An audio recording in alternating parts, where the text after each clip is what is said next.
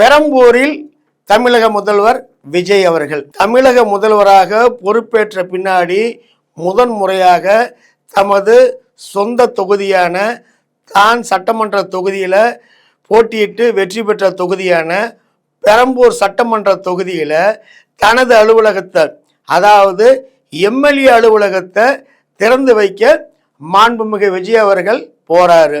முதல்வர் வருகையொட்டி அங்கிருந்த ஏராளமான பொதுமக்கள் அவரை ஆரவாரத்துடன் உற்சாகத்துடன் அவரை வரவேற்றாங்க.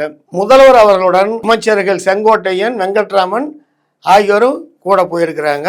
அங்க இருக்கக்கூடிய அதிகாரிகள் முதல்வருக்கு பூங்கொத்து கொடுத்து வரவேற்றிருக்கிறாங்க. அலுவலகத்தை திறந்து வைத்த விஜய் அவர்கள் அங்கிருந்த கொள்கை தலைவர்களுக்கு இவர் மலர் தூவி மரியாதை பண்றாரு.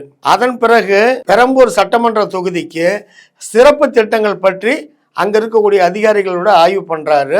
பெரம்பூர் சட்டமன்ற தொகுதிக்கு 100 கோடி மதிப்பிலான திட்டங்கள் குறித்து அங்க இருக்கக்கூடிய அதிகாரிகள் முதல்வர்கிட்ட விளக்கம் சொல்றாங்க. அதன் பிறகு மாண்புமிகு முதல்வர்கள் இ-சேவை மையத்தை தொடங்கி வைக்கிறாரு, பெரம்பூர் சட்டமன்ற தொகுதி மக்கள் பயன்பெறும் வகையில்.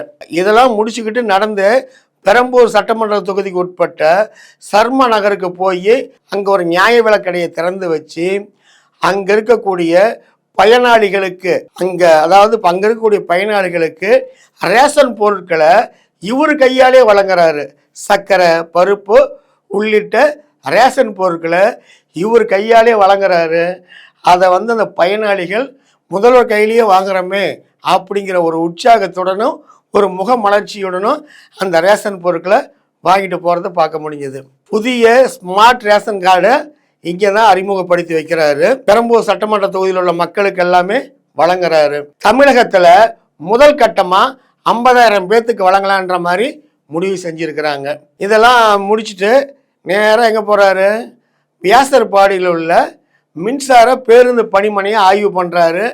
அங்கே பஸ்ஸில் ஏறி இவரே உட்காந்து ஆய்வு பண்ணுறாரு. முதல்வர் அவர்கள் அவரது சொந்த தொகுதியான பெரம்பூர் சட்டமன்ற தொகுதியில் அலுவலகத்தை திறந்து வச்சார், நியாய விலைக்கடையை திறந்து வச்சார், அதே மாதிரி இ-சேவை மையத்தை திறந்து வச்சார், மக்களுக்கு ஸ்மார்ட் கார்டு வழங்கினார், அதே போல் ரேஷன் பொருட்களையும் வழங்கினார் திரு மாண்புமிகு விஜய் அவர்கள்.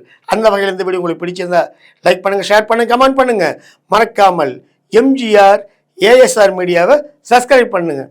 வணக்கத்துடன் உங்கள் ஏஎஸ் ரவிச்சந்திரன்.